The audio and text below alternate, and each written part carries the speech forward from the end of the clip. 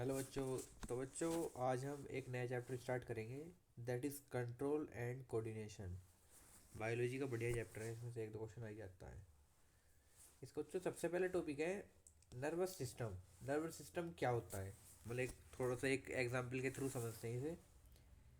When we touch a hot object that's a dangerous situation for us, then our body reacts on it and keep away from the hot object. मतलब ये एक वो होता है, मतलब अगर कोई हम किसी गर्म ऑब्जेक्ट को छूते हैं तो वो हमारी बॉडी के लिए एक डेंजर सिचुएशन होती है, और फिर हमारी बॉडी रिएक्ट करती है, उससे दूर हट जाती है जो भी कोई गर्म सिचुएशन वो होती है, गर्म चीज़ होती है। तो इसका मतलब क्या है, मतलब हमारे हाथ जैसे, मतलब हमने हाथ से कुछ गर्म वो छू लिया, ठीक है। अब हम उससे दूर हट जाएंगे, फिर किस वजह पे उठे, क्योंकि हमारा नर्वस सिस्टम ने वर्क करा कि भी ये गर्म है, इससे दूर हटो, और वो सिग्नल ब्रेन तक पहुँचाए। अभी बताऊँ किस किस थ्रू से ब्रेन तक पहुँचते हैं। समझे, नर्वस सिस्टम का जो काम होता है कि कुछ भी जो भी रिस्पॉन्स अपनी बॉडी करती है वो नर्वस सिस्टम के थ्रू करती है, कुछ भी रिस्पॉन्स। जैसे अगर अगर हमें चलना होगा तो नर्वस सिस्टम की वजह से हम चलेंगे, मतलब कुछ कुछ भी एक्शन लिया जाता है वो नर्वस सिस्टम की वजह से लिया जाता है। अब बच्चों इसी में नेक्स्ट टॉपिक है न्यूरॉन। तो न्यूरॉन ये मेन टॉपिक है थोड़ा। Neuron are the nerve cells that send message to all over your body to allow you to do everything, breathing to talking, eating, walking and thinking। मतलब neuron neuron क्या होता है, neuron होता है nerve cell होती है एक। Nerve cell का डायग्राम ये रहा, अभी समझाऊंगा इस आगे को।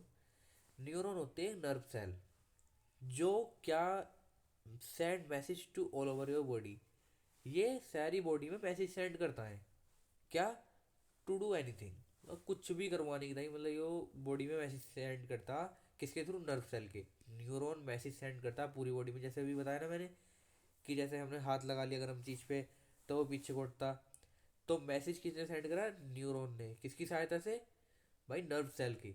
समझे, कुछ भी जैसे अब अपन बोल रहे हैं, जैसे वॉकिंग, ईटिंग, टॉकिंग, थिंकिंग, ये सब सब हमारा नर्व सेल कराता है। जैसे मैं बोल रहा हूँ और तुम सुन रहे हो, ये भी नर्व सेल की वजह से, क्योंकि कान तक बात तो कान तक पहुँच रही है ना, कान से फिर दिमाग में जा रही है, तो वो क्या कर रहा है, नर्व सेल। किसकी वजह से, न्यूरॉन। अब जैसे अपन बोलते हैं दिमाग में सोच रहे हैं, मुंह से बोल रहे हैं, तो ये भी तो न्यूरॉन ही करा रहा है, क्योंकि दिमाग में सोचा, दिमाग से मुंह तक लेके आया, किसके थ्रू, नर्व सेल।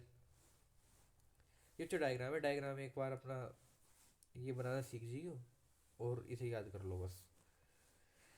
अब आता हूँ बच्चों मैं दूसरों में, रिफ्लेक्स एक्शन। अब रिफ्लेक्स एक्शन में यही वाली डेफिनेशन है, ये वाली, कि जब हम किसी गर्म चीज़ को छूते हैं, जैसे इसने गर्म चीज़ को छुआ, इसने झटपट वो हाथ हटा लिया, क्यों, क्योंकि इसके सिग्नल्स ब्रेन तक पहुंच गए। मैसेज मैसेज किसने पहुंचाया, न्यूरॉन ने।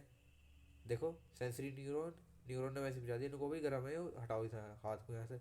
झट ने हाथ हटा लिया बाद में।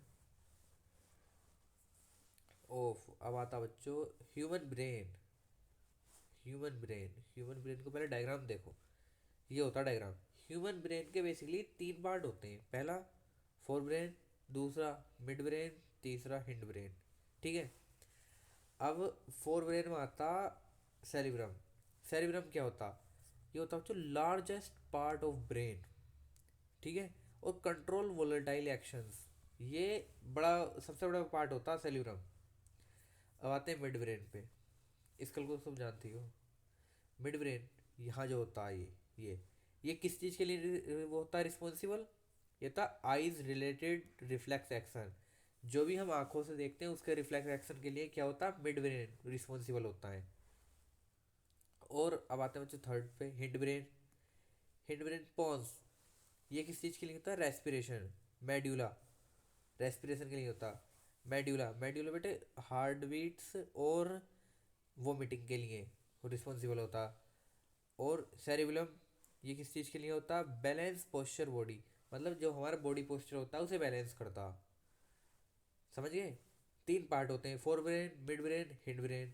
सेरिब्रम होता है लार्जेस्ट पार्ट, और ये वोलेटाइल एक्शंस को वो करता कंट्रोल। मिड ब्रेन क्या करता है, आइज रिलेटेड एक्शंस को वो करता बस, आइज रिलेटेड एक्शंस को रिफ्लेक्स एक्शन कराता। और हिंड ब्रेन में तीन पार्ट होते हैं। पॉन्स मेडुला सेरिब्रम, एक करता है रेस्पिरेशन, दूसरा heart beat and third is balance the body posture. अब आते हैं बच्चों प्लांट हॉर्मोन्स। भाई प्लांट में तो हॉर्मोन्स होते हैं, एक होता है ग्रोथ प्रोमोटर, होता है ग्रोथ इनहिबिटर। मतलब जो प्रमोट करता, सब चीज़ को बढ़ाता, यो गड़बड़ करता। यो क्या करता, जैसे पेड़ बढ़ना, पत्तियाँ बढ़नी, फल लगने, ये वो, थोड़ा रूट्स बढ़नी, पेड़ का खुद का बड़ा होना, और ये पत्ती झड़नी, पेड़ का बूढ़ा होना, सूख जाना, ये काम करता। ये तो जो तीन वो होते हैं, ऑक्सिन, साइकोटिन और गैलिबिनन। और इसमें होता है बच्चों एब्सेसिक एसिड और इथेलिन। अब इन्हें चलो समझते हैं कि क्या क्या होते हैं। ऑक्सिन, ऑक्सिन क्या होता है, ग्रोथ प्रोवाइड करता, ग्रोथ प्रमोटर है। ग्रोथ प्रोवाइड करता किसकी, टिप्स की, बर्ड की, फ्रूट्स की। बताया था ना मैंने कि ये फ्रूट्स और ये यही सब करते हैं वो, जैसे कि यही सब चीज़ों की ग्रोथ करवाते हैं ये ग्रोथ प्रमोटर। अरे साइटोकाइनिन, साइटोकाइनिन क्या होता है, cell division development of bird. मतलब सेल डिवीजन करता है ये, कि एक सेल को दो में डिवाइड कर देता है, जिससे कि और पत्तियां बन जाती हैं, और सब चीज़ें बन जाती हैं, और प्रोडक्शन होता है, और फर्टिलाइजेशन होती है। और डेवलपमेंट ऑफ बर्ड, बर्ड का डेवलपमेंट करवाता है। और एब्सेसिक एसिड स्टोमेटा क्लोजिंग और सीड डोरमैनी। मतलब स्टोमेटा को क्लोज करता, बंद कर देता स्टोमेटा को, जिससे और दिक्कत पड़े। क्यों, क्योंकि ये है ग्रोथ इनहिबिटर। और सीड डोरमैनी करता, मतलब सीड को भी बनने नहीं देता, सीड को भी कम करता। अब आता बच्चों गिबरलिन, ये करता सीड जनरेशन, सीड स्कोर बड़ा करता है।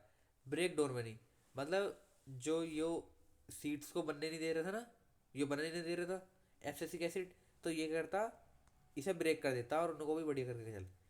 और स्टेम की हाइट इंक्रीज करता, जो स्टेम होता है उसकी हाइट इंक्रीज करने में बहुत यूजफुल होता।